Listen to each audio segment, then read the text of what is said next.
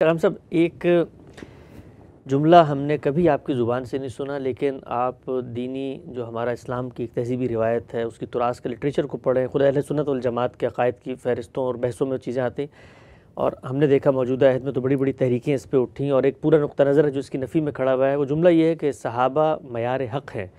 یہ جملہ کبھی ہم نے آپ کی زبان سے نہیں سنا۔ دین کے معاملات میں آپ کے نزدیک کیا صحابہ کرام معیار حق ہیں؟ صحابہ کرام حق پر تھے۔ ہم نے ان کی زندگی کو دیکھا، قرآن مجید میں بھی ان کے بارے میں شہادت دیکھی، تو اس سے ہم پر یہ واضح ہوا کہ جماعت کی حیثیت سے وہ حق پر قائم رہے۔ انہوں نے جو حق پیغمبر سے پایا اس کو بے کم و کاست آگے منتقل کر دیا۔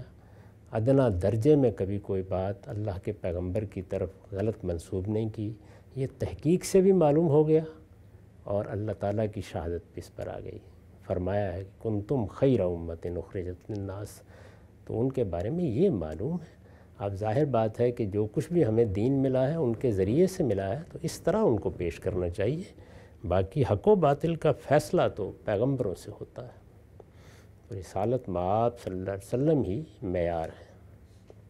اور صحابہ کرام خود بھی یہی دعویٰ کرتے تھے وہ آپس میں بھی یہی بات کرتے تھے، تو وہ حق پر تھے۔ یعنی یہ نتیجہ نکلا ہے، یہ ایسے ہی ہے جیسے ہم آج کسی آدمی کو دیکھ کر کہتے ہیں کہ ہم نے ان کو خلوت میں جلوت میں دیکھا ہے، یہ اللہ کے دین کے پابند رہے ہیں، انہوں نے کبھی کوئی بڑا گناہ نہیں کیا، انہوں نے کبھی دین سے انحراف نہیں کیا۔ بہت سے بزرگوں کے بارے میں ہم کہتے ہیں کہ ان کے نزدیک جو اللہ تعالیٰ کے پیغمبر کے طریقے تھے وہ ان پر ہمیشہ عمل پیرا رہے، چھوٹی سے چھوٹی سنت کا بھی اہتمام کرتے رہے۔ یہ سب باتیں کہتے ہیں، اس سے کوئی معیار حق نہیں ہو جاتا۔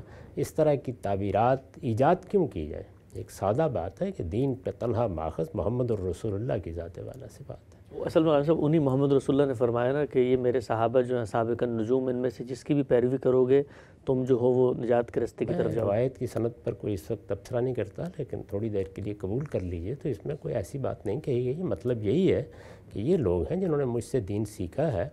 ہر آدمی سب لوگوں کو ایک جگہ بٹھا کر تو ان سے دین نہیں سیکھے گا۔ اگر ان میں سے کسی سے تمہاری ملاقات ہوتی ہے تو جس طرح آدمی ستاروں سے رہنمائی پاتا ہے، یہ بھی تمہارے رہنما ہوں گے۔